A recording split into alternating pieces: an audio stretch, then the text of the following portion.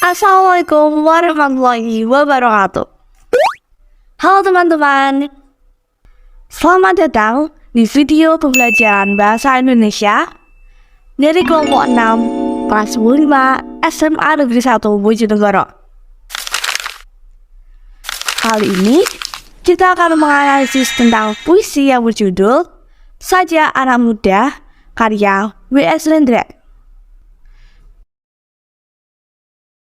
Nah, sebelumnya, masih ingatkah kalian mengenai struktur fisik dan batin puisi? Yuk kita menganalisis bersama-sama. Pertama, struktur fisik. Struktur fisik ini terdiri dari 1. Majas. Majas adalah bahasa kias yang dipergunakan untuk menciptakan kesan tertentu bagi penyimak atau pembacanya. Majas pada puisi ini mewakili rasa sesal penulis terhadap pendidikan.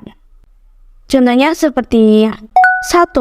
Ada di baris yang diperanakan oleh angkatan takabur, merupakan majas sarkasme karena memberikan sindiran yang kasar kepada generasi tua sebagai golongan yang sombong.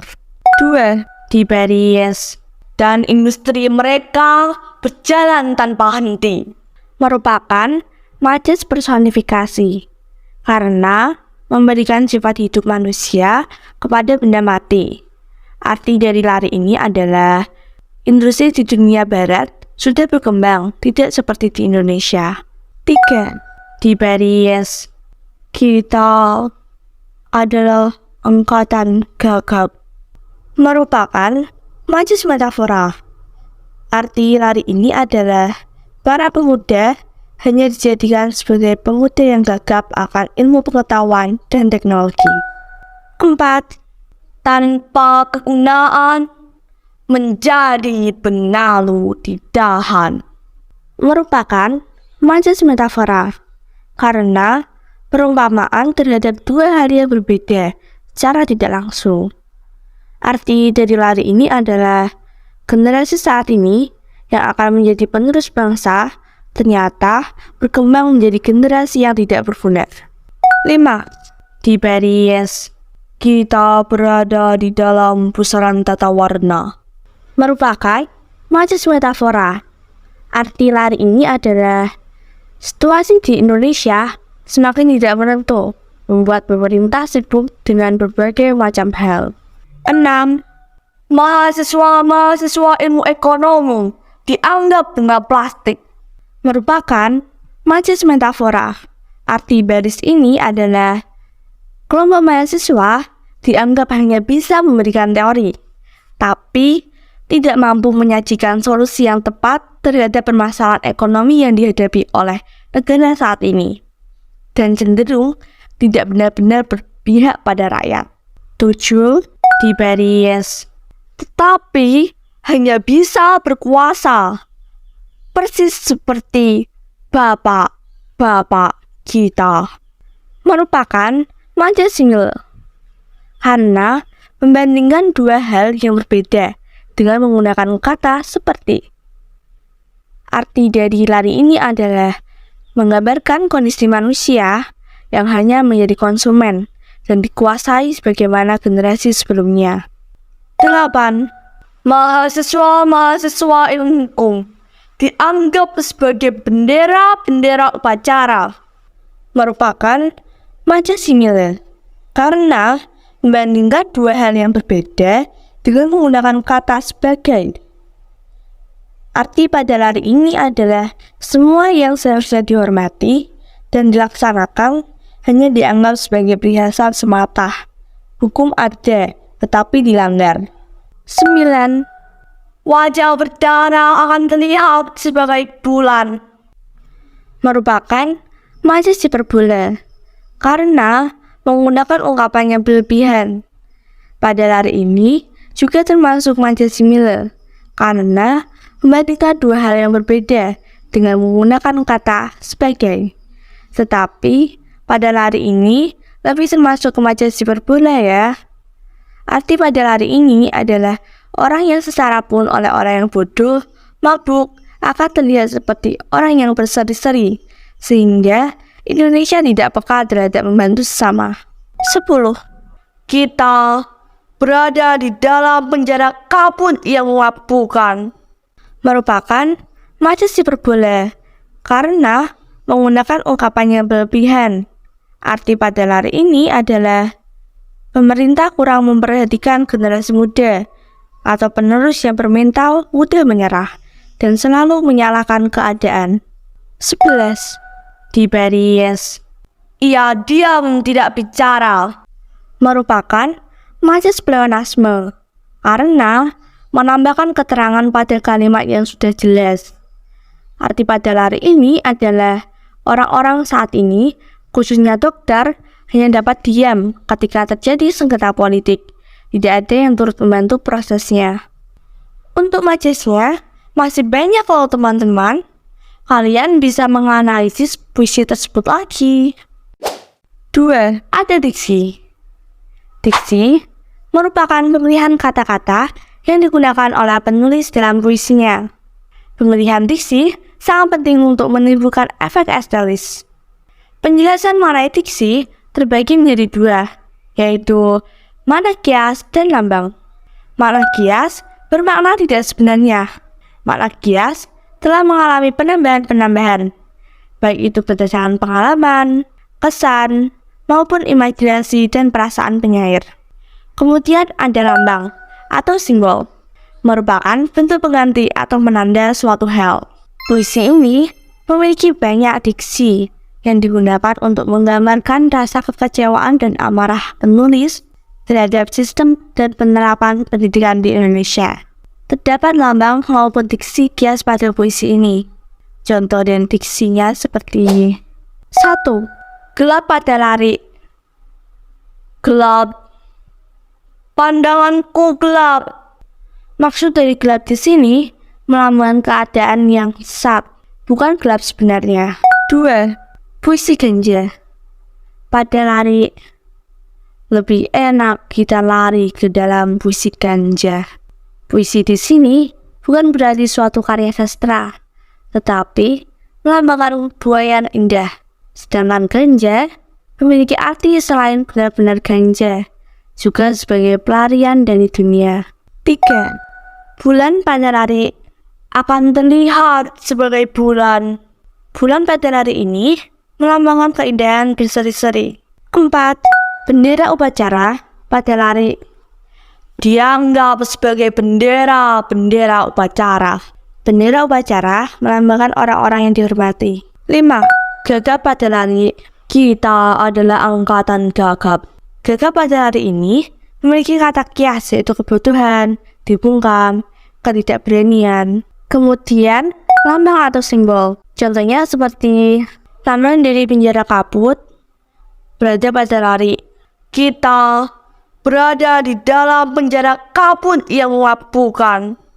Lambang dari penjara kabut di sini berarti hati dan pikiran yang terkurung dalam sebuah kesusahan. Kemudian lambang luput ada pada lari, dan bila luput berkonotasi menyakiti, keganasan, dan menggila. Selanjutnya, struktur kata konkret. Kata konkret adalah kata yang dapat dirujuk bentuknya dan ditangkap oleh indera. Kata konkret merupakan kata-kata yang benar ada, bersifat nyata, dan ada wujudnya. Kata konkret bersifat imajinatif, sehingga menimbulkan imaji. Dalam puisi ini terdapat banyak kata konkret. Contoh dari kata konkretnya seperti ini. Yang pertama, benalu. Pada lari tanpa kegunaan menjadi benalu di dahan. Benalu mengonkretkan manusia yang tidak mau berusaha, hanya bisa meminta saja tanpa mau berusaha. Benalu diartikan tumbuhan yang menumpang pada tanaman lain dan mengisap makanan dari tanaman yang ditumpanginya, atau dapat diartikan sebagai tumbuhan atau tanaman parasit. Selanjutnya, bulan. Pada lari akan terlihat sebagai bulan. Bulan mengonkretkan wajah manusia yang berseri-seri. Bulan diartikan satelit alami yang mengitari bumi, bersinar pada malam hari karena pantulan sinar matahari. Yang ketiga, bendera upacara. Pada lari dianggap sebagai bendera-bendera upacara. Bendera upacara mengonkretkan orang yang selalu dihormati, sekaligus juga mengonkretkan para petinggi hukum yang merupakan penegak atau ambang dari Indonesia sebagai negara hukum. Bendera upacara diartikan bendera yang dihormati setiap hari besar nasional. Yang keempat, bunga plastik. Pada lari, mahasiswa-mahasiswa ilmu ekonomi dianggap bunga plastik. Bunga plastik mengonkretkan orang yang pekerjaannya tidak ada, hanya sebagai hiasan, sedangkan sebenarnya terjadi banyak masalah dalam bidangnya.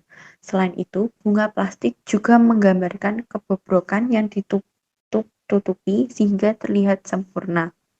Bunga plastik diartikan bunga tiruan yang dibuat dari plastik untuk hiasan pengganti bunga hidup. Yang kelima, penjara kabut.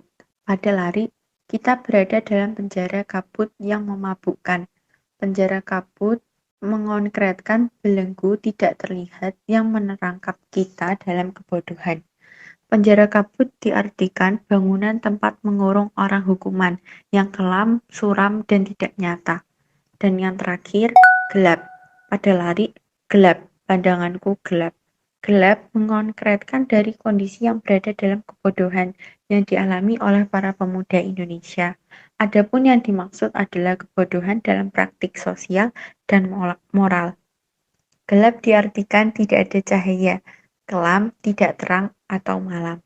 Selanjutnya, struktur imaji. Imaji adalah unsur yang melibatkan penggunaan indera manusia. Imaji dalam puisi tersebut terdapat imaji visual, imaji gerak, imaji perasaan, dan imaji auditif. Yang pertama, imaji visual.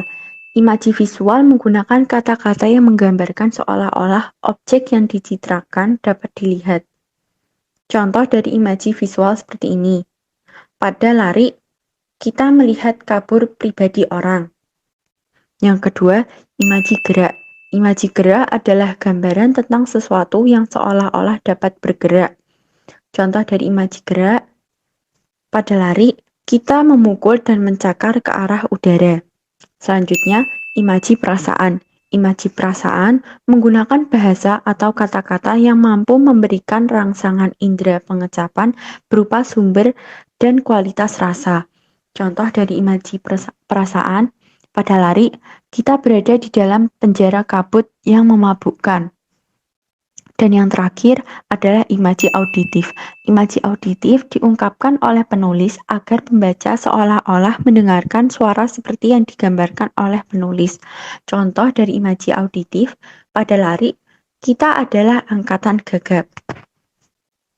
Struktur selanjutnya adalah tipografi. Tipografi merupakan bentuk perwajaan sebuah puisi. Tipografi ini bisa digunakan untuk menonjolkan kata tertentu atau mempertegas pesan yang ingin disampaikan. Nah, dalam puisi karya W.S. Rendra ini, puisinya ditulis dengan ejaan yang lengkap, disertai tanda baca yang lengkap pula. Adapun makna-maknanya adalah: yang pertama, tanda seru, mengungkapkan rasa marah, sebal, dan gejolak emosi. Yang kedua, tanda tanya, menunjukkan kegundahan hati.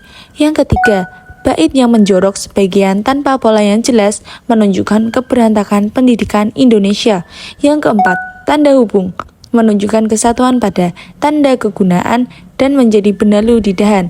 Lalu yang kelima, ejaan yang sesuai EYD atau ejaan yang disempurnakan, menunjukkan dasar pendidikan kita, yaitu kepatuhan.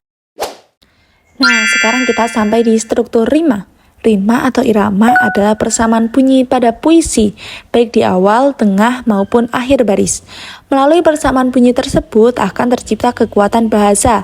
Nah, irama ini berfungsi untuk memberikan jiwa pada kata-kata dalam sebuah puisi, yang pada akhirnya dapat membangkitkan emosi tertentu, seperti sedih, kecewa, marah, rindu, dan bahagia. Rima pada puisi ini kebanyakan rima patah, AAAB atau BAAA. Rima seperti ini melambangkan kesemrawutan pendidikan. Adapun pengucapan pada rima patah terkesan tegas dan berapi-api, terutama di bagian patahnya. Pada akhir bait banyak menggunakan AIU atau rima ringan. Nah, itu dia analisis kita tentang struktur fisik puisi. Selanjutnya, kita akan menganalisis tentang struktur batin puisi. Yang pertama ada tema. Tema adalah gagasan pokok atau ide dasar cerita yang ingin diungkapkan oleh penyair. Tema biasanya bersirat dalam keseluruhan isi puisi. Tema yang diungkapkan merupakan penggambaran suasana batin atau juga berupa respon penyair terhadap kenyataan sosial budaya. Melihat begitu banyaknya diksi, kata konkret, majas, serta imajinasi yang berisi kritikan, rasa sesal penulis terhadap pendidikan di Indonesia, ditambah pesan-pesan tersembunyi di balik tipografi dan rima, kami menyimpulkan tema puisi ini kritik sosial terhadap pendidikan. Struktur selanjutnya adalah amanat. Amanat merupakan suatu pesan yang ingin disampaikan penyair dalam puisinya. Pesan tersebut dihadirkan dalam ungkapan yang tersembunyi. Amanat akan selaras dengan tema dari puisi tersebut. Amanat yang kita peroleh dari puisi ini adalah pemuda dan anak muda harus bisa bangkit dalam keterpurukan dan kebodohan. Pendidikan Indonesia harus mengasah keterampilan, bukan hanya teori. Sekarang kita sampai di struktur rasa atau feeling. Rasa merupakan sikap penulis terhadap pokok permasalahan yang terdapat dalam puisinya. Pengungkapan tema dan rasa berkaitan erat dengan latar belakang sosial, pengalaman, dan psikolog penulis. Penulis menuliskan puisi ini karena kondisi pendidikan yang dipotret pada rentan waktu 1970-an. Memang pada saat itu tidak bisa dilepaskan dari situasi ekonomi dan politik. Satu hal yang dapat dicatat, pendidikan merupakan bidang yang paling sering menjadi ajang eksperimentasi. Selain fenomena ganti menteri, ganti kebijakan, ataupun alokasi dana program yang sangat kecil, pendidikan nasional sejak awal telah diabadikan untuk dalih pertumbuhan ekonomi yang tinggi dan mempertahankan keadaan. Selanjutnya, struktur nada. Nada dan suasana puisi saling berkaitan karena nada puisi menimbulkan suasana terhadap pembacanya.